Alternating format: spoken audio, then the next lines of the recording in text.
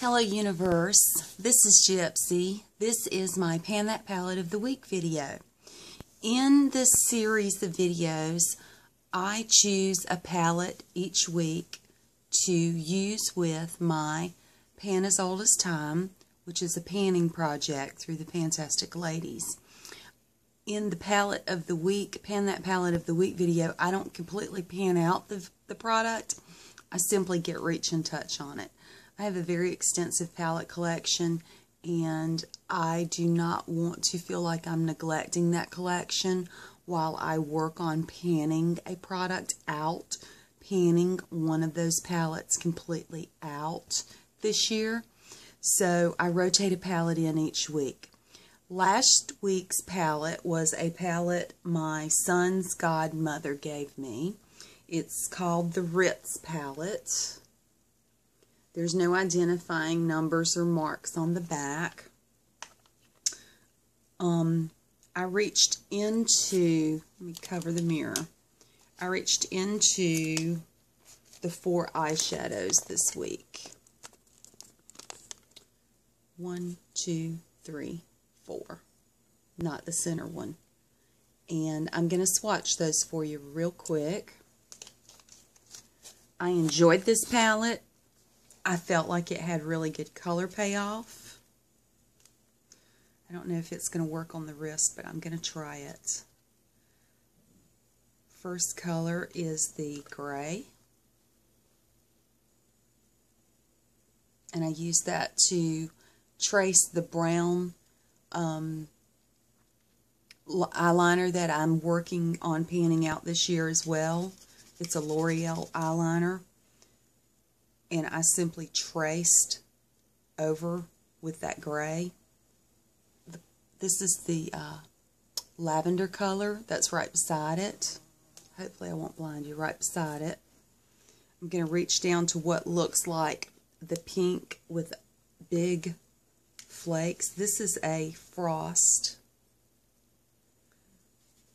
And it might not show up on my wrist or on the camera. Put a couple of layers on there and see. It showed up real well on my eyes.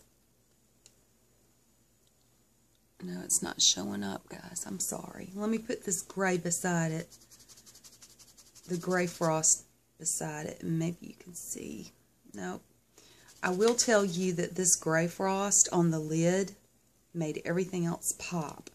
And I can't get the swatches to show for you on camera. It lightened things up. It made it pop.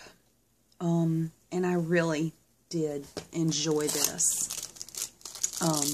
Didn't have a lot of fallout. Didn't crease. It seemed to wear all day. It blended well. I did enjoy this palette. No complaints about it. Have no clue where you can buy it. Have no clue how old it is. There's absolutely no identifying information on it. It was just a gift from, like I said, my son's godmother. The week before last, I panned in the palette of the week. I panned a product called Classic Queen Pro Color 9-color eyeshadow. And I thought there was a maker's mark or an identifying palette number on back, 8214. It's also on this next palette. It simply must be a stock number. And the only way to distinguish that palette from the palette that I'm going to use this week is by the photograph on the front. So, the week before last, it was a brunette. And this appears to be a blonde model. And this is what the color story looks like. I think it's beautiful. I think it'll work well with my Pan as Old as Time that I'm working on panning out. And I'm going to start from here and work my way across and show you some swatches. This appears to be a frost, a brown frost. It's coming off like a matte. This appears to be a mauve frost, and it is also looking like a matte. And sometimes it's not until I build things and play with them that I can see the frost in them. The peach color, and it might be my wrist. Sometimes products perform better on the eye, but looking at it in the pan, they look like frosts, not mattes. This brown looks like a matte, and it's not as dark as I thought it would be.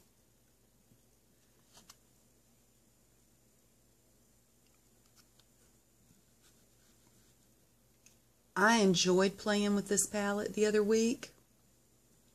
I anticipate enjoying this color combination of the very same product, basically, for the next week.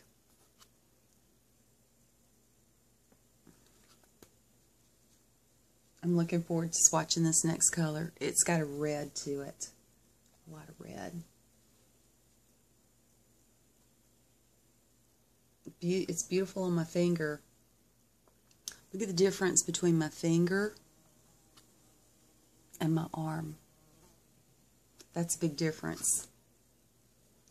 This is usually what it looks like on the eye, not what I'm doing on my arm. It's curious. I guess it's more concentrated. And this is a barely there peachy light color.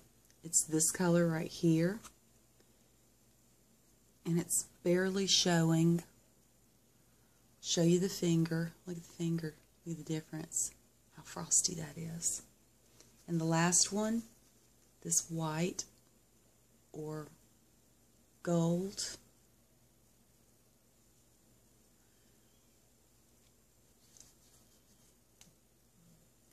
And I can't really, I don't know if it's going to pick up at all. No, it's not picking up on the camera. It's picking up beautifully on the finger. It's got like a gold shift. It's like a combination of a gold and a white. I am looking forward to playing with this week, guys. So this is the Pan That Palette of the Week project. I try to record these and load these each Sunday. I go through my collection. I choose a palette to play with for the week. The palette needs to complement my project called Pan as Old as Time. That's what I need for it to do. I would like for it to be frosts to put on the lid, because the dark color that you see in the crease and on the edges is what's coming out of my Pan as Old as Time, my 1992 Avon palette that I am working my way through. And that product is still performing beautifully. It still has wonderful color payoff. It doesn't have hard pan. It doesn't tend to powder. It seems to blend well. I'm definitely enjoying that palette, and I'm looking forward to this palette. Guys, thank you so much for stopping by. If you haven't subscribed, please feel free to subscribe. I love making new friends.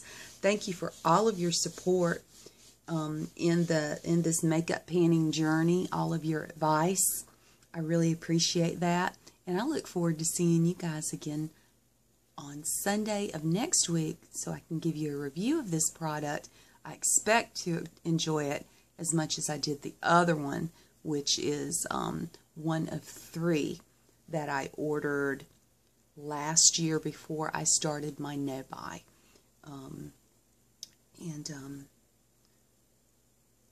I feel like I've done real well with my no-buy. I haven't purchased any palettes. I haven't had any purchases the month of March, so I feel like this is working for me, and I hope that you're also reaching your makeup curation or collection goals. Guys, have a great day, and I'll see you again in a week.